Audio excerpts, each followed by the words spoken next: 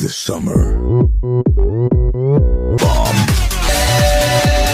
Hey, sexy lady. My lip balm. In 1988, Katsuhiro Otomo pulled the biggest Chad move of all time and directed an anime adaptation of his own manga. The film centers around the struggle between two Japanese delinquents in the near past of 2020, and how their actions unravel the conspiracy to reawaken what is essentially Psycho Jesus. The film ends with a final confrontation between Kaneda and Tetsuo. Tetsuo finally finding acknowledgement and comfort in the presence of like-minded people who understand him, leaving behind a literal spark of hope in the broken Neo-Tokyo for Kaneda, tying together the film's central idea that in the face of tragedy, human beings have an innate nature to evolve and move past. I think if we're judging Akira as a 2-hour movie, I think it does everything it really can do. To start with, Akira is dealing with possibly one of the most significant events in the last 100 years, as well as its fallout and how it impacted the generation that the author grew up in and also future generations that were yet to come. And that's especially considering that the manga was not quite finished. In terms of what the Akira movie adapts, you can actually only really look at the first half of Volume 1, and even then it's a skewered mess.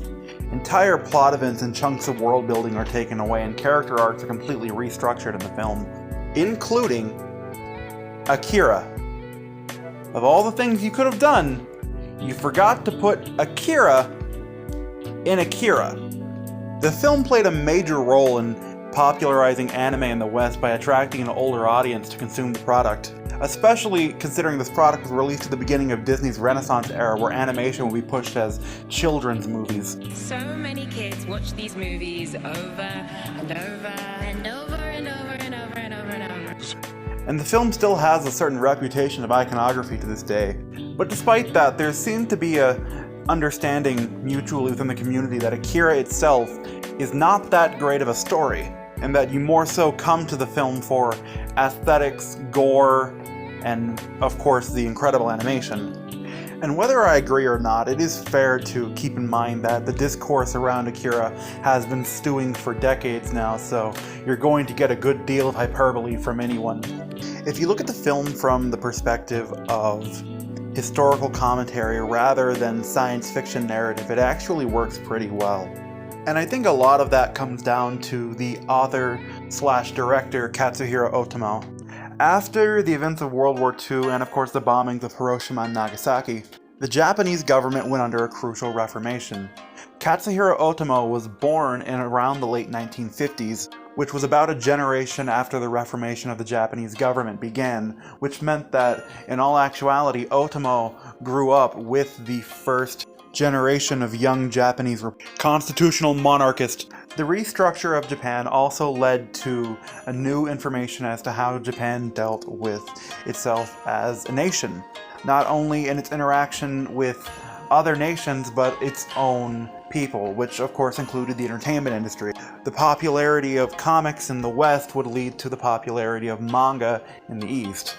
There was a certain paranoia growing in Japan after the bombings of Hiroshima and Nagasaki, so mangaka crafted characters like Astro Boy and Matamo, scientifically advanced supermen to protect Japan from alien invaders. But for every human being who wants comfort in the system, there's just as many who want to fight back against it. And of course, this would lead to the rise of a counterculture, in this case the Japanese delinquent society, one that, while Akira was not the first to adapt into manga form, I think the generational experience of the mangaka led to a unique portrayal of that idea. Akira puts on display shocking and unimaginable breaks of conventional law from the main cast that you'd think would be appalling to any average citizen, but people in Akira seem to be completely accepting of and even accustomed to it. The gang war sequence, a public execution, and arrest of 5 minors, drawing a curious crowd rather than the heightened state of panic and confusion it would create in a real-life scenario. In a modern story, this would be where our main character goes into slow-mo and looks around and starts to think to themselves about how oppressed they are, but rather than that, the Akira manga seems completely unenthused. Kaneda and his friend receiving intense, abusive scolding from a superior later on in the story, only to walk it off as if nothing at all has happened. And I think the Akira manga, the Japanese government has created and regulates a controlled substance throughout the school system to prevent minors from progressing their psychic evolution under the guise that somehow these pills are actually there to help with their education and increase the attention spans of the population. A lot of early Akira, and especially Tetsuo's character arc, revolves around the acquisition and misuse of the psychic pills. Kaneda joins up with a revolution filled with people trying to fight for a better Japan, who themselves have no idea that the leader of the revolution has taken multiple political bribes and is himself just as corrupt as the establishment they're trying to fight back against, as well as the cult that forms around Akira and the way they try to manipulate Akira himself, an innocent and confused child, into creating a world that they feel accepted in. And at the end of the day, Akira's main themes can all boil down to exactly that: control and acceptance. The plot of Akira between the film and the manga plays out, on paper, pretty similarly. Two young men sucked into a struggle for control over moving the new world. But where the film and the manga differ is the middle.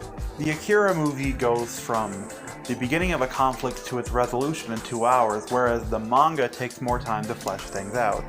Kaneda and Tetsuo can actually be seen more as deuteragonists than they are a protagonist and an antagonist. The journeys that the two characters take over the course of the manga mirroring each other simultaneously. My favorite example being Miyako, essentially the impartial middle ground to keep balance in the plot between Kaneda and Tetsuo without the characters being forced to meet until their final confrontation at the end of the manga. The style and designs of the characters are all so simple, which leaves so much room for creativity and easier posing and positioning and framing on the page without having to worry about overcomplicated and unnecessary detail bogging down the design. This video is actually really difficult to make only because Akira is one of the, and in my opinion, the greatest graphic novel of all time. So putting some of the stuff that Otomo does here into words in a 8-minute video is really difficult. But generally speaking, Akira is one of the easiest manga I've ever found to recommend to someone. If you're accustomed to and appreciate the cyberpunk setting, then Akira is probably something you'd enjoy a lot. Or I don't know, just wait for the Shin anime, that'll be out in like 70 years.